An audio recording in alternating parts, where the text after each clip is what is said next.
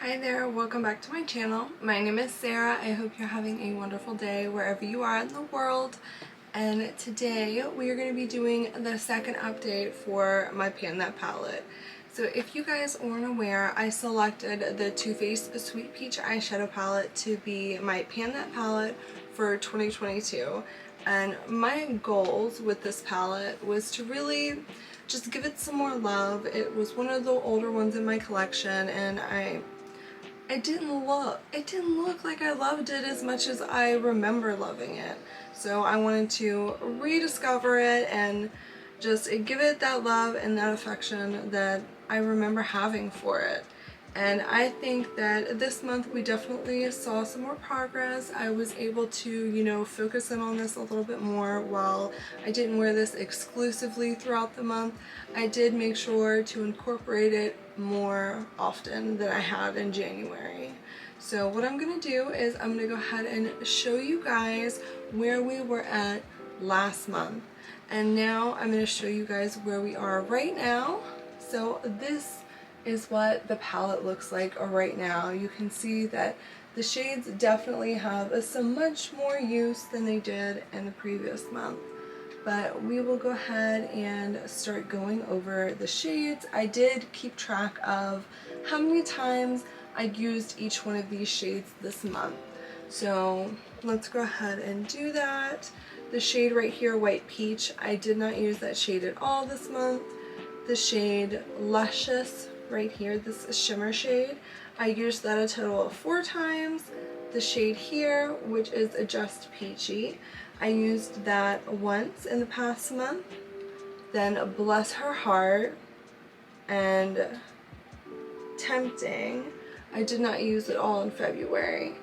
And then Charmed I'm Sure, which is this like a neutral brown color, I did use that one time. And then going down to the center row here, I used Nectar twice. I didn't use this shade right here, Cobbler, at all. And then I used this pink shade right here, Candied Peach. I used that 3 times. And then the next shade, Bellini, I used that once. And then Peach Pit, which is this dark purple shade, I used that once as well. And then the shade Delectable, which is this purple here on the end, I did not use that at all in February. But when we go down here, I used this shade Peaches and Cream 9 times. And then Georgia, I used that once. Caramelized, I used once. Puree, I used that shade twice. Summer Yum, I used that shade twice as well. And Talk Derby to Me, I did not use it all. So in total, this past month in February, I reached for this eyeshadow palette a total of 9 times. So in comparison to the previous month in January, I only reached for it 5 times. And so that's an increase of 4 times, and I can see, like, on my spreadsheet that I keep, I can see that I reached for more shades. Like in the past, I only reached for certain shades and I really focused in. I'm starting to expand out into the other ones and really get some more use out of it, and I'm excited to see where this goes. Like in this shade Peaches and Cream, I've been using this to like set my eye primer when I remember to grab this palette and use this shade, but you can see that it has a lot of wear on the shadow. So I'm really interested to see where that's going to go. And then this shade right here, Luscious, I know I've used this a lot in the past, and I have been amping up my use here in the present as well. So I'm interested to see how much longer this shade is going to take before I hit pan on that. And I know Puree does have a nice little dip going on in it. I know you can probably maybe pick that up if I tilt it this way. You can kind of see the dip going on in it. So I'm hoping that maybe that will be one of the first shades to go as well.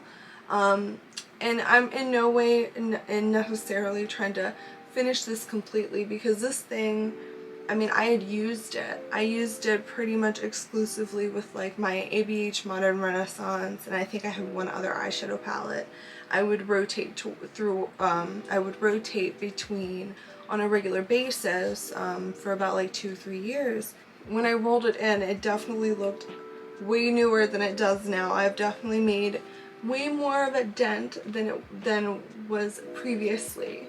I'm really bad at predicting how long a product or an eyeshadow, whatever have you, is going to last, but I'm really excited to see what the future has to hold in this coming month. For March, I do plan on trying to incorporate this some more. If you've been following me over on my Instagram, then you probably have seen like my little get ready with me reels that I've been doing over there, and I've been incorporating this palette in those just as, you know, an extra way to motivate me and hold me accountable for my use of this palette, because, you know, when you do have a lot of eyeshadow palettes and you have a husband that likes to buy you eyeshadow palettes, that's a whole nother thing upon itself. But it's hard to, you know, exclusively use one and not feel guilty. So I want this palette to get love. I want to make sure I'm prioritizing it, but I don't want anything else to fall by the wayside. That was my progress update for my Pan That palette for this year. Let me know down below, are you guys panning anything? Are you participating in this Pan That palette as well? If so, what palette are you panning and how are you doing? Are you meeting your goals? Do you think that you're, you know, running behind? Are you not feeling motivated? Feel free to comment down below in the comment section. We can be each other's cheerleader. You know, this is a community for makeup lovers, so I would love to hear what you guys have to say. But that's going to be it for me today, guys. Thank you so much for watching. If you haven't already subscribed, please consider doing so. I make all types of beauty content here, not just like project panning. I do reviews, tutorials, you know, the whole bit. So if that sounds good to you, consider doing so. And then please also consider giving me a thumbs up before you leave. It really does help out my channel. But other than that, I'm going to go ahead and get out of here, and I'll see you guys in the next one. Bye!